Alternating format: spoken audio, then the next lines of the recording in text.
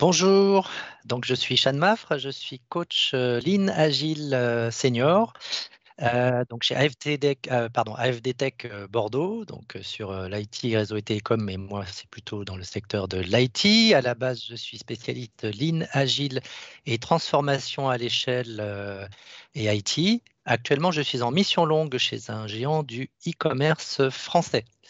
Alors, je vais me mettre en partage d'écran et en fait, j'interviens bien sûr dans le programme des experts, experts sur la partie gouvernance, pilotage. Et aujourd'hui, mon principal sujet va être de vous parler des outils de productivité collaborative pour tous, notamment tout ce qui est en rapport avec. En fait, la précédente fois, je ne sais pas si vous vous souvenez ou si vous avez assisté au live, mais je vous avais présenté dans ces grandes lignes, en collaboration avec d'autres collègues, ce qu'était l'agilité, ce qu'on entendait par le mot agilité au sens professionnel du terme. Néanmoins, il n'est pas toujours possible et même parfois pas souhaitable d'ailleurs, de travailler dans un cadre agile ou un cadre agile à l'échelle. Néanmoins, de nombreux outils qui existent couramment dans les environnements lean ou agiles sont parfaitement adaptés et utilisables dans d'autres contextes. Donc aujourd'hui, je vous propose de présenter un échantillon et quelques exemples. Alors, en sachant que ces situations, ces instances, ces séances de travail collaboratif ne sont pas réservées au folklore lean ou agile, avec des outils parfois très simples. Il est possible à la fois de préparer, de guider, de timeboxer et d'assurer des livrables de qualité. Euh, je vous propose donc par exemple d'examiner des situations de ce genre. Est-ce que ces situations ou ces instances vous parlent? Donc, on peut parler d'idéation collaborative, ce qu'on appelle couramment le brainstorming, la résolution de problèmes, qu'on appelle le problem solving, la résolution de conflits, les ateliers de rôle et responsabilités, ce qu'on appelle les rétex ou les rex, c'est-à-dire les retours d'expérience après, par exemple, la fin d'un programme ou d'un projet, l'amélioration continue, qui n'est pas spécifique, Dieu merci, au domaine du lean et de l'agilité. L'optimisation des flux de travail, hein, pour éviter le gaspillage ou pour éviter que les collègues se marchent dessus. La notion de gestion du risque, par exemple, aussi pour pouvoir gérer au quotidien et de façon simple le risque sans avoir 300 lignes d'Excel. La prévention du burn-out, les ateliers d'introspection. Alors, vous allez me dire, c'est quoi un atelier d'introspection? Alors, on ne s'allonge pas sur un divan. L'atelier d'introspection, ça consiste simplement à trouver un prétexte pour que des gens qui sont potentiellement en conflit ou qui ne sont pas forcément d'accord sur les rôles et les responsabilités puissent s'interroger. Ça peut faire partie aussi des outils de prévention du burn-out, donc en termes de charge de travail, notamment quand beaucoup de gens travaillent en compensation. Et ça arrive bien sûr dans tous les environnements. Les réunions dites de consensus, qui sont juste là pour mettre tout le monde d'accord, comme le nom l'indique, sur soit des objectifs, soit des livrables, soit sur un constat partagé. Des instances dites de cadrage, donc qui peuvent intervenir notamment dans le cadre classique de gestion de projet à différents stades du projet, des ateliers de parcours UX et j'en passe. Donc en fait, il y a énormément de ces instances ou de ces situations qui vous parlent fortement et qui n'appartiennent pas de façon exclusive au monde agile, mais qui vont plutôt appartenir globalement au monde général des programmes, des projets, que ce soit dans le cadre de l'agilité, du lean ou pas du tout. Donc, avec quelques outils extrêmement simples qu'on va voir, on peut venir à bout de certaines situations avec des outils très simples et notamment en distanciel. Alors, parmi les règles très simples que je vais rappeler concernant ce type d'animation, puisqu'il s'agit bien d'animer hein, et de faire en sorte que les réunions, les instances soient le plus productives possible, tout en étant le moins pénible hein, pour tous et tous. Sachant qu'à titre personnel, je ne suis pas forcément fan de la partie gamification qui est souvent associée à l'agilité, hein. On peut tout à fait effectivement travailler dans la bonne humeur sans que tout soit un jeu. Ludique, souvent c'est un mot à la mode. Non, tout n'a pas besoin d'être ludique et amusant. Et dans la vie, on sait très bien que tout n'a pas vocation à être amusant. Donc pour faire des rappels de bon sens, avant de définir quoi que ce soit en termes d'instance ou de session de travail, il est toujours important de définir le quoi avant de s'intéresser au comment. Donc, la première chose, c'est quel est le besoin. Définir une réunion, c'est quand même pas très précis. Il y a beaucoup de gens qui disent qu'en France, on est en pleine réunionnite et effectivement, dire je vais caler une réunion, c'est un peu vague. À quoi est destinée cette réunion? Donc, quel est le besoin? Eh bien, par exemple, il peut s'agir d'une diffusion descendante d'informations, tout simplement, ou bien d'une séance de questions-réponses, dont les réponses vont pouvoir être cadrantes pour un atelier ou une session suivante. Ça peut être un atelier de travail sur des aspects qui ont été déjà bien identifiés en amont. Ça peut être un comité de décision dont le livrable va être de dire oui ou no-go sur certains aspects du projet, par exemple. Ça peut être la résolution d'un problème précis qui a été identifié préalablement. Ça peut être une session de suivi de risque ou de résolution d'un risque. Donc bref, il est très important que avant de définir le quoi, le comment soit vraiment bien défini. Une réunion d'information, par exemple, doit rester brève. Et en dehors des questions-réponses, ce n'est pas forcément un format collaboratif au sens plein du terme. Un atelier, lui, est plutôt une espèce de co-construction ou de co-réflexion et chacun, ou en tout cas la plupart des membres les plus actifs, doit participer. Ça doit se traduire par des avancées concrètes en séance. Et donc, comme astuce, hein, privilégier au maximum le travail en séance, éviter systématiquement de vouloir un compte-rendu détaillé, qui fait partie aussi, à mon avis, des plaies du monde du projet, qui peut faire en plus l'interprétation, enfin l'objet d'interprétation par les absents. Donc méfiez-vous, le compte-rendu a l'avantage de résumer parfois le résultat d'un livrable, et donc dans ce cas-là, effectivement, c'est intéressant, mais vouloir absolument un compte-rendu détaillé sur absolument tout, en sachant qu'il peut y avoir des erreurs d'interprétation de la part des absents, ça peut être aussi contre-productif. Je vous invite à y réfléchir. Donc une fois qu'on a contourné, enfin qu'on a en tout cas délimité la question du quoi, on peut s'interroger sur le comment, donc la méthode d'animation. Ça peut être pratiquement la même méthode pour beaucoup de sujets en réalité. Donc je vais vous présenter quelques possibilités, mais à savoir que des fois, un même outil peut servir pour des tas de contextes qui n'ont absolument rien à voir les uns avec les autres. Donc, bien sûr, on définit d'avance en ces temps de télétravail ou de travail mixte ou hybride un même canal de communication. Par exemple, la visio sur Teams, hein, qui est assez répandue, ou sur Zoom ou sur n'importe quel outil agréé par l'entreprise. Je conseille toujours d'avoir un board partagé. Alors, quand je dis un board partagé, c'est il faut qu'il y ait un support. Très souvent, on voit beaucoup de réunions où les gens se parlent, où les gens prennent des notes et où en dehors du CR, il n'y a pas de support pour collaborer et penser tout haut.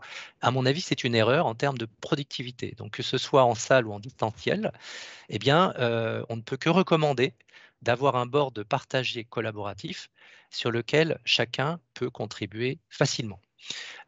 Au départ, à chaque fois qu'on démarre une réunion ou un atelier, définir des règles extrêmement claires et précises, donc un animateur ou des animateurs, qui doit parler, quand, pourquoi, rappeler l'objectif et les livrables, bref, les basiques de toute réunion correctement préparée. Un time boxing rigoureux, alors pour employer le terme français, hein, un cadrage temporel rigoureux, c'est-à-dire qu'il y a des phases dans une réunion ou un atelier et il est très important que ce time boxing soit respecté de manière déjà à commencer et à finir à l'heure, c'est quand même la moindre des choses pour tout le monde, mais également éviter les débordements et les hors-sujets, puisqu'on sait très bien qu'il peut y avoir des digressions et le fait qu'il y ait un animateur précisément désigné permet d'éviter justement ce genre de dérive et de faire en sorte qu'on ait bien au minimum l'un des livrables ou l'un des objectifs qui soit rempli en fin de séance.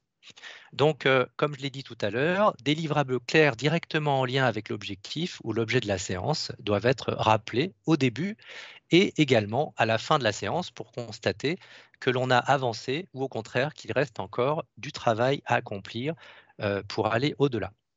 Alors, parmi les éléments que j'avais présentés la fois précédente et qui peuvent éventuellement servir, simplement, on n'a pas besoin d'être en agilité pour mettre en place des flux de travail, par exemple. Donc ça, il s'agit de méthodologie au long cours. Et donc, on peut tout à fait au sein d'une équipe qui doit produire, que ce soit une équipe marketing ou une équipe de développeurs ou autre, sans forcément être sur un framework agile, vous pouvez être sur du projet et quand même avoir, par exemple, de la MCO, hein, donc de la maintien en condition opérationnelle, ce qu'on appelle du run, à effectuer, de la résolution d'incidents, ce genre de choses. Et donc, le fait de mettre en place un tableau comme ça de flux de travail, hein, de ce qu'on appelle du workflow, peut avoir un sens, même si vous n'êtes pas en agilité. Donc, avec, par exemple, des séparations, avec des tickets, un seul sujet par ticket, à faire dans une colonne, en cours de traitement, à tester ou à vérifier et terminer. Et définir des règles simples et partagées par tous pour passer les tickets d'une colonne à l'autre de manière à ce qu'il n'y ait pas d'ambiguïté sur ce qui est réellement déclaré comme attesté, par exemple. Alors, en dehors de ça, eh bien, même si vous n'êtes pas dans un cadre agile, je rappelle que les règles qui régissent l'agilité sont valables quel que soit l'environnement, c'est-à-dire que le fait de se dire que les processus et les outils sont moins importants que les individus et leurs interactions, ça reste vrai. Le fait de se dire qu'il vaut mieux avoir des livrables utilisables plutôt qu'une documentation exhaustive, ça reste vrai. Et le fait de se dire que plutôt que de respecter à la lettre la négociation contractuelle, on collabore avec les clients, je pense que c'est valable pour tous. De même aussi que le fait de s'adapter aux changements dans le cadre, en tout cas, de ce qu'il est possible de faire, plus que de suivre le plan by the book, même quand ça n'a plus de sens, tout le monde, je pense, constatera que c'est quelque chose d'assez important. Alors, je vais passer en partage d'écran sur certains aspects sur lesquels je veux partager avec vous les différents procédés. Donc, hop, je juste le temps de choisir. Alors, c'est pour vous montrer un petit peu les exemples d'utilisation, les cas d'utilisation possibles sur différents outils et notamment un outil dont on se sert énormément chez mon client actuel, un outil qui s'appelle Miro et qui est un outil un board collaboratif, si vous voulez. Et donc, ce board collaboratif, alors je pense que normalement, vous devriez le voir. Est-ce que vous voyez mon board? Je pense que oui. Alors voilà, donc normalement, vous devez voir un certain nombre de... Alors, qu'est-ce que c'est Miro en fait, hein, si je résume? C'est un outil de partage, c'est un peu un tableau blanc collaboratif, mais un petit peu plus perfectionné dans la mesure où, au lieu de simplement griffonner sur une feuille, on a des templates qui sont proposés là en fonction des différents usages pour lesquels on se sert de ce template. Ça peut servir à préparer une réunion ou un atelier et ensuite à l'animer. On peut aussi tout à fait préparer le board en séance. On crée des post-it sur demande. Donc, pour vous donner un ordre d'idée, si je suis ici, que je veux créer un post-it, j'ai juste qu'à cliquer, le poser quelque part, puis ensuite, je peux écrire dedans et vous avez comme ça des possibilités d'idéation collective. Donc là, l'un des exemples que je peux vous montrer ici, c'est de vous dire voilà, que ça peut servir. Alors, le gros avantage de Miro, c'est que non seulement vous pouvez faire des ateliers, mais en plus, le livrable peut être écrit sur le board lui-même, il peut être exporté soit en format image, soit en format image vectorielle, ce qui permet de l'agrandir à l'infini et d'être utilisable aux normes professionnelles. Ensuite, on peut créer des liens. Il existe la possibilité simplement de faire un copier-coller vers des liens de type Confluence, par exemple, ou vers des liens web, ou vers des liens vers un outil interne. Il existe de nombreux add-ons à des outils comme Jira, par exemple, ou Miro, qui permettent d'interfacer des outils d'entreprise entre eux et donc de faciliter la productivité. Alors, parmi les éléments dont on peut se servir, là, par exemple, c'est ce qu'on appelle un REX, donc un retour d'expérience sur, par exemple, la préparation d'un programme incrément, alors tout simplement une planification en agile à l'échelle. Et donc, par exemple, ici, eh bien, vous avez quelque chose de structuré, donc c'est ça le grand intérêt, c'est que vous pouvez structurer directement tout ça à l'avance, puis ensuite remplir au fur et à mesure avec des étapes qui sont timées, comme je l'ai expliqué tout à l'heure, un ou plusieurs animateurs, des sujets qui sont précis. On peut inviter les gens à collaborer eux-mêmes en remplissant des post-it. On peut utiliser aussi un timer. Vous voyez ici qu'il y a un timer. On peut même choisir une petite musique d'animation. Je vous le déconseille si vous voulez éviter un taux de suicide important.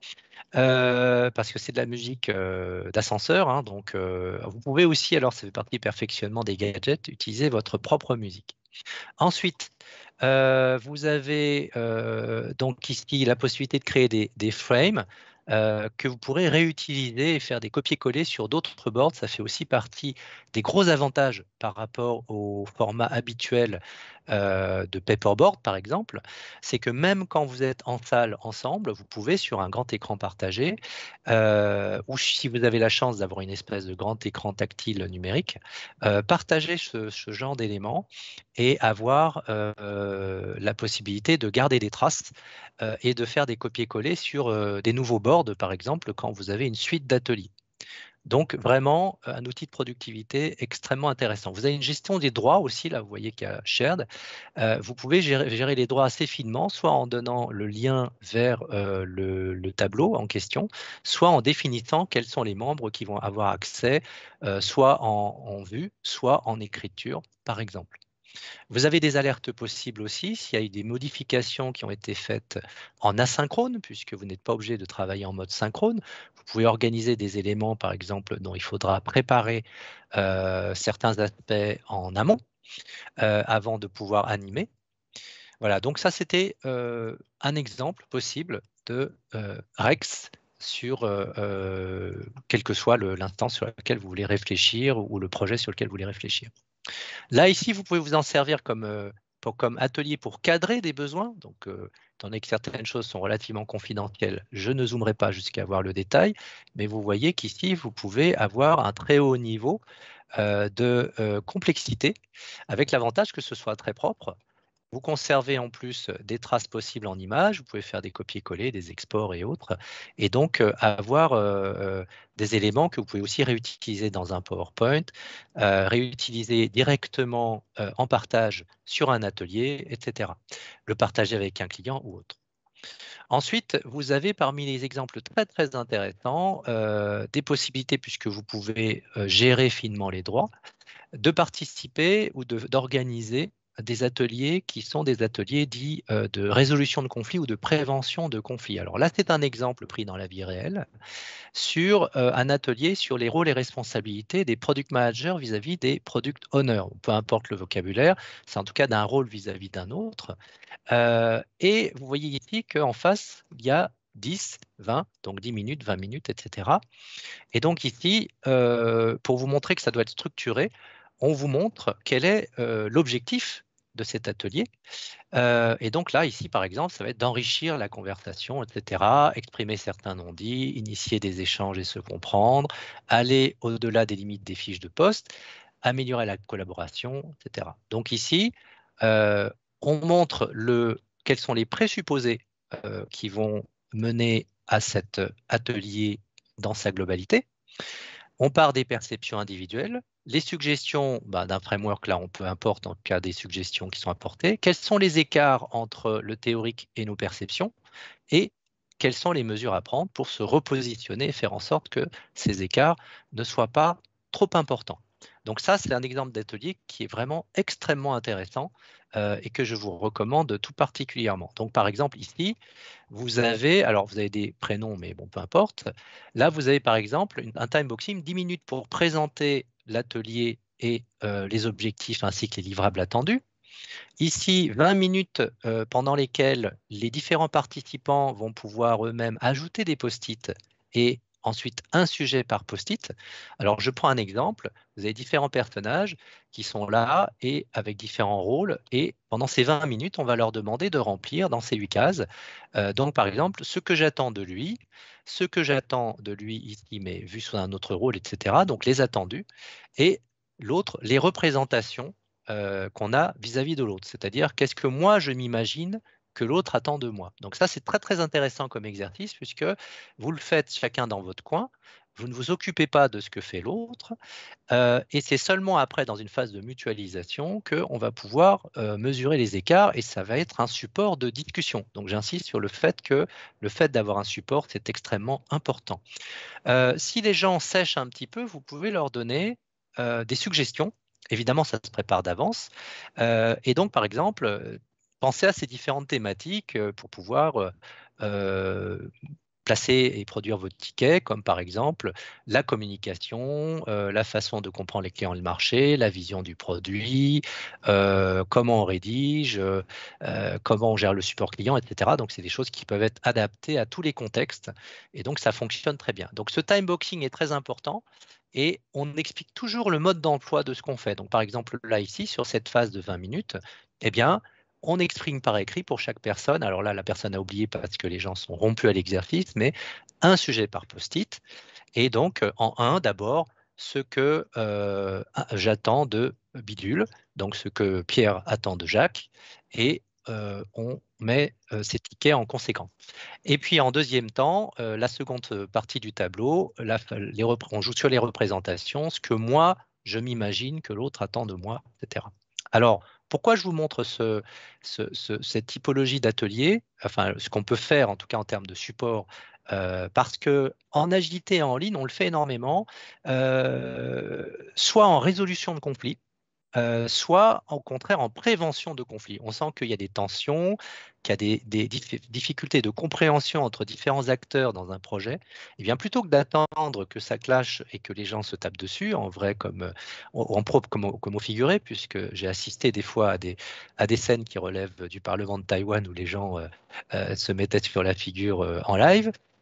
Pour éviter ce genre de situation, évidemment, il vaut mieux prévenir que guérir et ça fait partie des ateliers qui fonctionnent extrêmement bien à ce sujet. Alors, une fois qu'on a inventorié, ici, puisque c'est du recueil de données finalement, hein, eh bien, il y a une phase suivante qui est plus longue, qui est celle de mutualiser et de travailler sur les écarts. Donc, les écarts entre les attendus et ce que on est censé faire, en tout cas en termes de représentation de ce que l'autre a exprimé.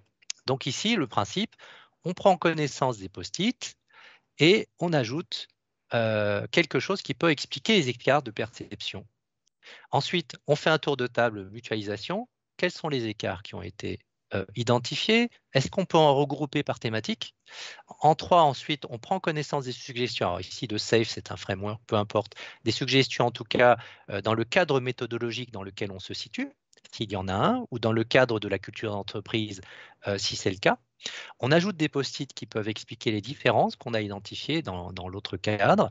Ensuite, on refait un tour de table. Donc, vous voyez qu'il y a alternance entre des phases qui sont faites en solitaire avec des instructions précises et des phases de mutualisation qui sont là pour mettre en commun les différents aspects qu'on a alimentés en solitaire.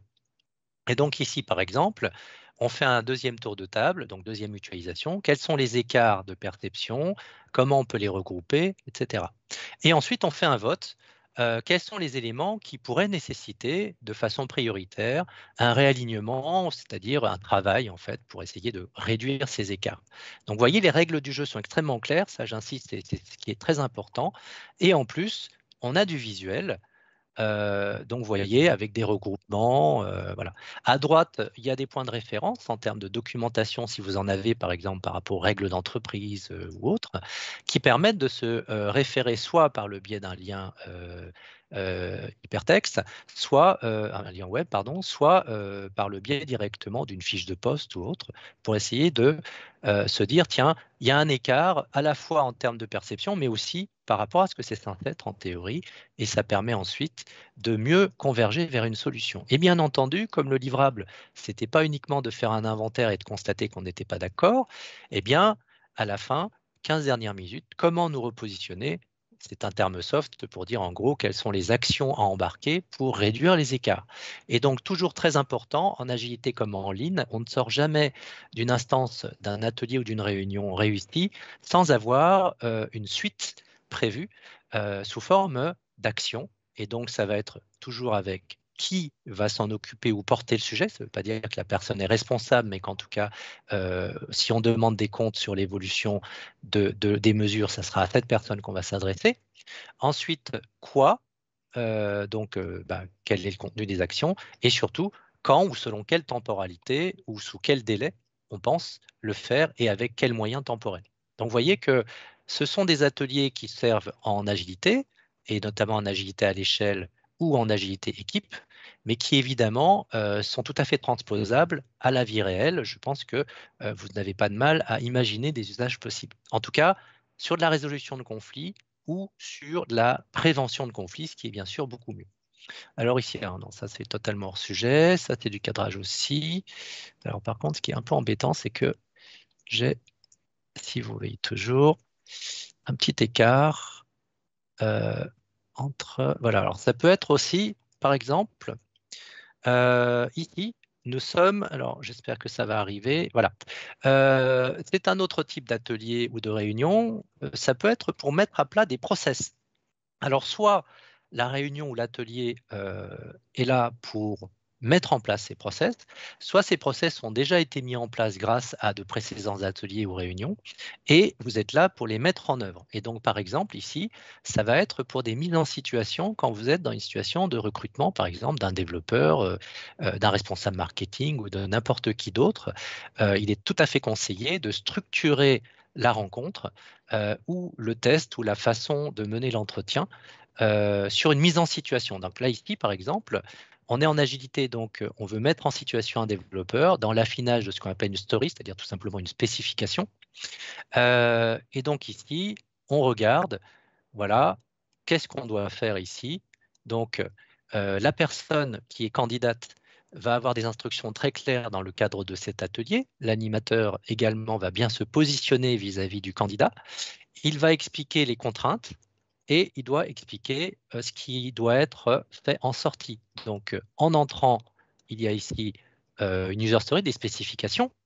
Ensuite, il y a au milieu pour arriver ensuite à, au bout de tant de moyens et de temps, ces livrables-là, ce qu'il appelle les extrants. Et donc là, c'était sur un exemple avec un cas d'usage bien précis, un business case très précis, la gestion du panier d'achat. On est chez un web marchand, donc rien de particulièrement étonnant. Les fonctionnalités opérationnelles, les cas d'usage qui étaient concernés, et ensuite ce que l'autre en fait. Et donc, ce qui est très intéressant, c'est que là, ça permet une mise en situation stimulée et guidée, avec une possibilité de questions-réponses à différents stades. Et ce qu'on va pouvoir évaluer est non pas forcément la capacité technique de la personne, mais à la fois la capacité à collaborer, la capacité d'écoute, et donc en bref, des soft skills qui correspondent quand même aux attendus soft skills minimaux du rôle en question. Parce que si vous recruterez un développeur qui est un super champion sur sa technologie, mais qui est tout à fait incapable de comprendre une spécification et de poser les bonnes questions pour pouvoir ensuite se mettre à coder, on est bien d'accord que vous avez perdu votre argent. Donc voilà un exemple autre de possibilité d'atelier. Ensuite, alors ça je passe parce que c'est peut-être pas ce qui est le plus intéressant pour vous. Il y a, alors oui par exemple, là ici, très intéressant, quand vous êtes, eh bien, supposons que vous aviez identifié un départ, quelqu'un va partir pour d'autres horizons et vous devez préparer un tuilage ou au contraire, vous dites bah, la personne qui va prendre le poste n'aura pas le temps de faire le tuilage avec l'ancien occupant puisque en fait il sera parti avant. Eh bien, ça peut être très intéressant de préparer justement ce tuilage, que ce soit en synchrone ou en asynchrone. Si vous avez la chance, bien sûr, d'avoir la personne qui peut faire du tuilage, vous pouvez vous servir de ça pour soit structurer un atelier, soit préparer quelque chose qui va servir, une instance qui va servir justement à passer l'information sur le nouveau rôle qui va être occupé, ou plutôt sur la nouvelle personne qui va occuper le rôle. Donc là, ici, toujours pareil, time boxing, très important. Dès le début, on explique que ça se fera en 1 heure et que sur l'heure, vous aurez 20 minutes de ceci, 10 minutes de cela, 20 minutes de cela et une sécurisation de 10 minutes. Donc, on met le récapitulatif, d'où l'intérêt d'être sur du tableau collaboratif et non sur du paperboard. Vous pouvez faire un copier-coller de ce qui s'est fait avant, donc sur le previously, hein, dans les séries télévisées, les résultats qu'il y a eu, et ensuite les éléments supplémentaires qui sont attendus pour aujourd'hui. Donc, pareil, ici, là, on a les différents éléments qui ont bien sûr été préparés et qui permettent de guider un petit peu tout le déroulement de cet atelier de passation de périmètre. Là, ici, par exemple, on a aussi tout un ensemble qui permet de cadrer un petit peu l'activité future du nouveau collaborateur. À qui doit-on déléguer la tâche, dans quelles circonstances? Quelles sont les actions qui sont à réaliser ou à prendre? Est-ce que les actions sont assez précises pour une prise en charge immédiate? Voilà. À partir de quand chacun fait des actions, etc. Donc, et ensuite, comme d'habitude, on ressort toujours avec un livrable pratique, concret, activable, avec le qui doit faire quoi, quand ou à quelle échéance. Voilà un très bon exemple d'utilisation encore de ces outils collaboratifs qu'on utilise couramment en ligne ou en agilité. Qu'est-ce que je peux vous montrer d'autre? Alors, ce qu'on appelle une rétrospective. Alors là, c'est un exemple de rétrospective. Il y a bien un élément qu'on peut généraliser, quel que soit le cadre de travail, c'est la rétrospective. Alors, la rétrospective, en quoi ça consiste? C'est simplement, ça peut être fait absolument n'importe quand. C'est généralement après quelque chose, comme son nom l'indique, on se retourne et on regarde dans le rétroviseur. On réunit les personnes qui ont été partie prenante sur un projet ou un programme et ensuite, euh, de façon structurée, on les invite à collaborer d'abord sur du recueil de données. Ensuite, on va mutualiser sur ce recueil de données et ensuite, on va en sortir un plan d'action qui permettra d'améliorer les choses pour les itérations ultérieures, en tout cas pour les fois ultérieures ou pour la suite des opérations si on est en waterfall ou en cycle en V. Donc, par exemple, vous avez différents formats possibles et parmi ces différents formats, je vous en présente un qui est très courant, l'étoile des mers. Donc, l'étoile de mer, eh bien, vous voyez, vous demandez, au début, vous dites voilà quels sont les objectifs, vous avez tant de temps pour que chacun, en silence, puisse collaborer en produisant du post-it, toujours pareil, une idée par post-it, et on les ventile en fonction des thématiques. Et par exemple, pourquoi on appelle ça Starfish? Parce que c'est comme une étoile de mer, c'est thématisé. Et donc, par exemple, vous avez une catégorie more, c'est-à-dire faire plus de, donc quelque chose que l'on ne fait pas assez, mais qui est très avantageux à faire davantage, avec une jolie faute d'orthographe d'ailleurs. Ensuite, continuer à faire. Donc là, c'est le fait de se dire qu'on a déjà une pratique qui est en place et ça serait bien de poursuivre ou de l'accentuer. Ici, commencer à faire, c'est-à-dire des choses qu'on ne fait pas et qu'on devrait pourtant faire. Là, ici, arrêter de faire, c'est quand on voit qu'il y a quelque chose qui est toxique, contre-productif ou qui met les gens de mauvaise humeur, ou en tout cas dont les conséquences sont clairement néfastes en termes de productivité, eh bien, on inventorie aussi ces éléments dont on va faire quelque chose après. Et ensuite, faire moins d'eux, ça veut dire qu'il y a des pratiques qu'on est obligé d'avoir, mais pour autant, qu'il serait peut-être bien de faire moins fréquemment ou d'essayer de faire le moins possible même si on est obligé de le faire. Donc, vous voyez, une fois qu'on a fait ça, on regroupe ensuite par thématique. C'est pour ça que vous avez des post-it qui sont plus proches les uns des autres. C'est parce qu'il y a une phase où, en mutualisation, ça permet aux gens de prendre connaissance globalement en lecture des différents tickets de façon macroscopique, et en même temps, à l'animateur de faire des regroupements avec la collaboration des autres sur ce qu'on peut considérer comme étant de la même nature. Et une fois qu'on a fait ça, on se dit, bon, d'accord, c'est bien gentil, on a fait un constat, mais qu'est-ce qu'on fait? Eh bien là, ici, après, on définit des actions suite à un vote sur les actions, enfin sur les problèmes prioritaires à résoudre. Ces votes peuvent être faits avec des étoiles. Par exemple, on dit, voilà, 3 étoiles à répartir sur X thèmes. Et les thématiques qui ont recueilli le plus de suffrages vont être les thématiques prioritaires à traiter. On sait très bien que plus il y a de mesures à prendre, moins elles seront réalisées. Donc, il vaut mieux choisir une ou deux mesures, une ou deux actions à réaliser et être sûr de les faire plutôt que d'en adresser 10 en sachant qu'aucune ne sera même commencée la fois suivante. Alors, parmi les actions envisagées, eh bien là, vous voyez que certaines actions sont plus agréables que d'autres, parce que apéro, à titre personnel, j'aime bien ce genre de mesures. Je suppose que c'est par rapport au problème de l'ambiance liée au télétravail. Là, c'était dans un contexte de télétravail intensif où les gens ne s'étaient pas vus depuis des semaines et des semaines. Là, ici, voilà, l'utilisation d'un outil en particulier, le fait de s'engager sur l'essentiel uniquement. Voilà, en gros, parmi les choses qu'on peut envisager. Et ensuite, Dans le cadre de l'agilité ou du lean, on fait toujours attention à ce que chaque élément, chaque atelier ou réunion dans sa forme est toujours perfectible. Et donc, on prend toujours un petit temps de feedback, hein, de retour de la part des participants à la fin. Ça peut prendre 1 minute, 2 minutes, ça peut être fait en asynchrone. Et on dit, bah voilà, exprimez-vous sur ce qu'on vient de faire. Alors, pas sur le contenu, mais sur le comment on l'a réalisé. Et là, on demande une note. En fonction, voilà, il y a les noms de chacun et on ventile. Alors, il y a plein de formats de ventilation, en note de 1 à 5 ou ce genre de choses. Alors, je prends un exemple, 1 à 5. 5, ça veut dire que c'était vraiment excellent, qu'on ne voit pas en quoi ça pourrait être meilleur. 1, ça veut dire qu'on a vraiment perdu son temps et qu'on aurait mieux fait de ne pas naître ce jour-là. 2, ça veut dire que j'ai perdu du temps, même s'il y a eu une petite utilité. 3, en gros, j'ai pas perdu de temps, mais j'en ai pas gagné non plus. 4, c'est plutôt positif, etc. Donc, vous voyez, là, vous pouvez ventiler. Et en fonction de ça, eh bien, vous voyez s'il y a des axes d'amélioration.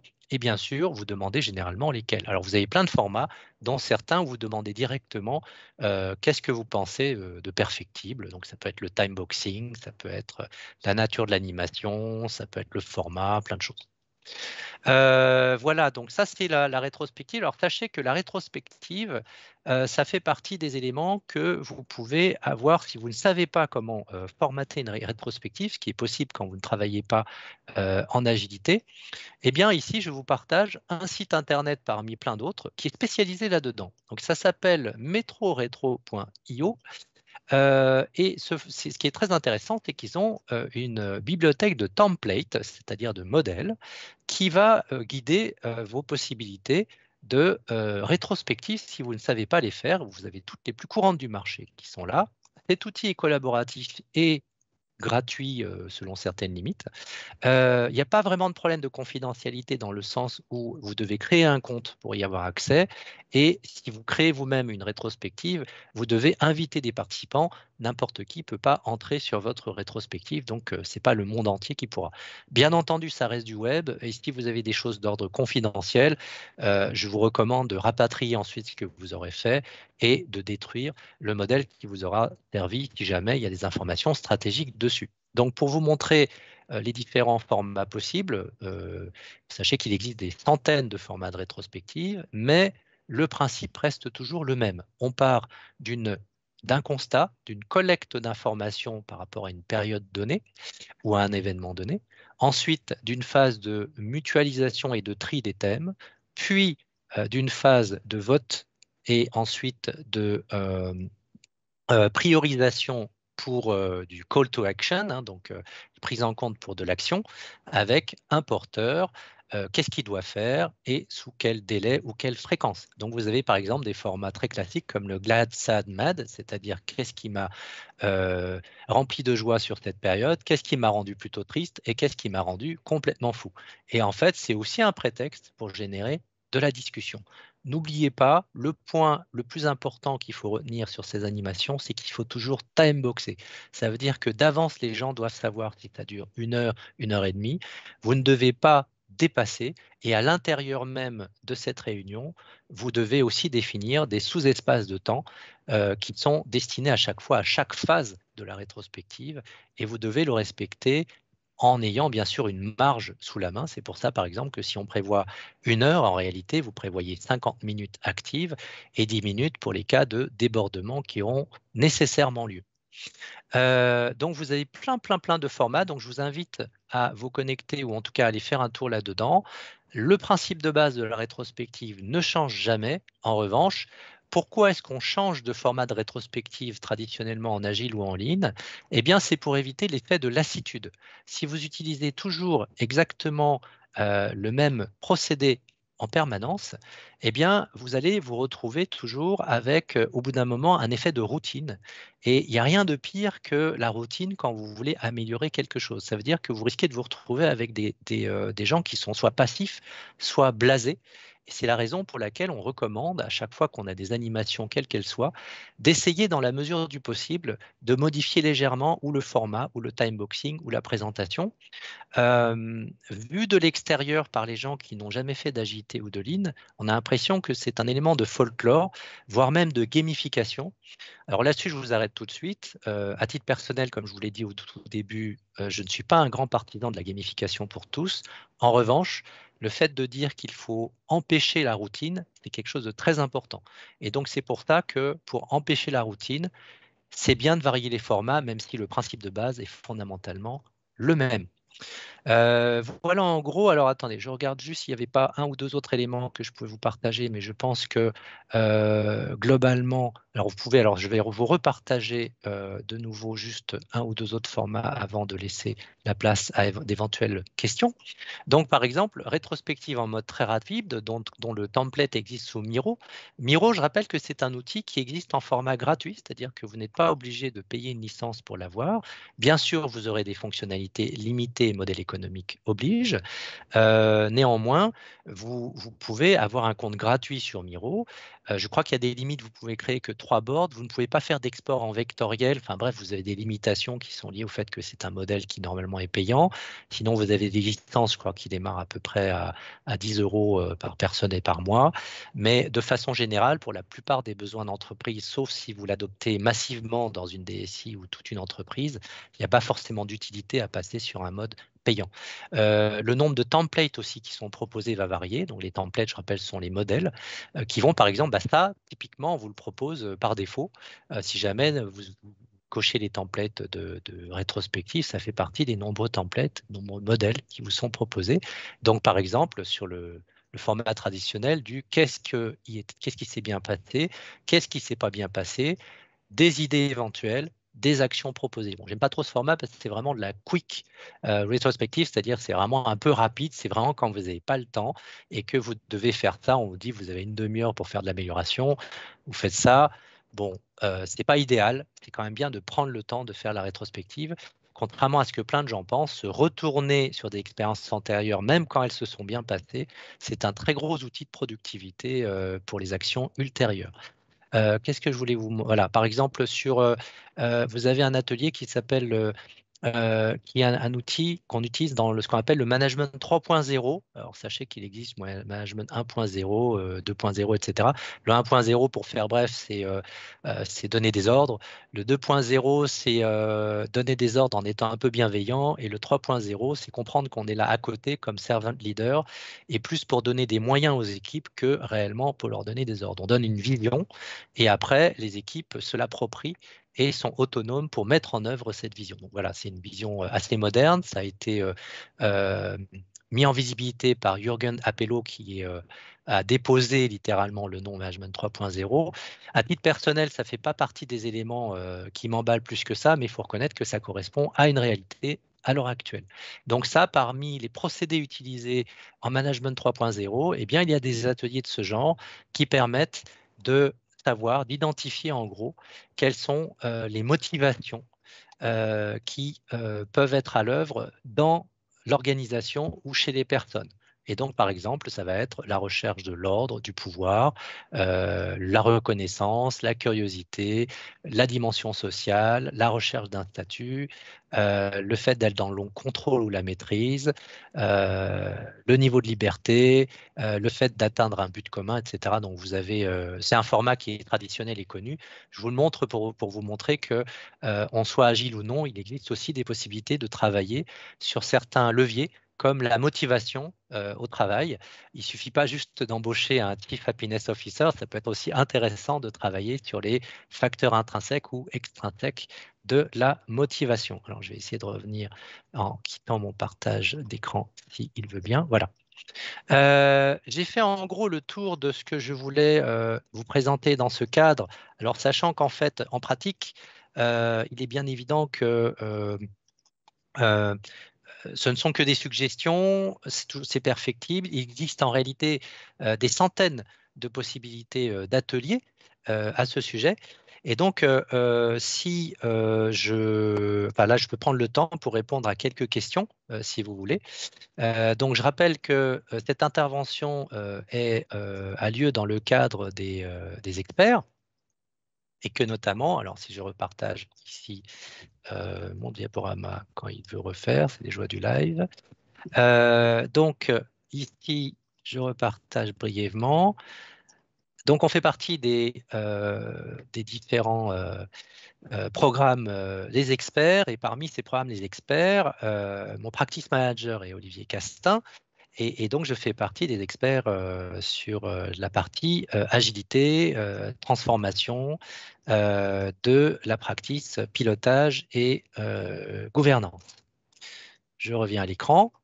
Donc, est-ce qu'il y aurait par hasard des questions auxquelles je peux répondre brièvement? Autrement, vous pouvez aussi les poser de façon asynchrone dans le fil de la conversation ou par mail directement auprès d'AFD ou sur mon mail à moi, mail professionnel, AFD, donc sur CMAFRE, donc CMA2FRE, arobase afd.com, comme afdtech, pardon, .com, comme tout le monde. J'espère que vous avez apprécié ce petit partage, puisqu'il s'agit d'un partage de connaissances et d'expertise. Bien entendu, il est possible d'aller beaucoup plus loin sur des sujets précis. Je voulais simplement aujourd'hui vous exposer le fait que, au-delà des frameworks et des méthodes agiles, il y avait également beaucoup de possibilités de prendre simplement des outils tirés du Lean ou de l'agilité pour efficacement animer ou enrichir des pratiques en rapport avec de la gouvernance, du pilotage ou de la gestion de projet, avec des outils qui sont habituellement plutôt utilisés par des agilistes ou par des spécialistes du Lean. Est-ce qu'il y a des questions? Alors, pour l'instant, a priori, il n'y a pas l'air d'avoir de questions. Alors, c'est vrai qu'il n'y a pas de musique. On aurait pu faire la musique, mais tu aurais pu me distraire aussi. Et oui, je parlais du côté musique par rapport au fait que sur certains ateliers, effectivement, on a la possibilité de mettre une musique, genre musique d'ascenseur, dans les moments où on fait de l'idéation en solitaire avant les phases de mutualisation. À titre personnel, j'ai tendance à penser que c'est pas forcément la meilleure idée parce qu'on n'a pas tous les mêmes goûts musicaux, ou sinon ça peut être sur le mode du second degré et vous pouvez passer des Bee Gees ou une musique d'ascenseur pour essayer de détendre l'ambiance. Et je le rappelle, le but ici est de vous montrer qu'on peut prendre des pratiques et des outils tirés du Lean ou de l'agilité pour augmenter la productivité ou simplement agrémenter aussi des modes d'animation parfois trop guindés ou traditionnels dans les méthodes classiques de gestion de projet. Merci beaucoup de votre attention et j'espère vous revoir lors d'un prochain live puisqu'il y a énormément de choses à partager sur ces sujets. Merci beaucoup, je vous souhaite un bon appétit et à très prochainement.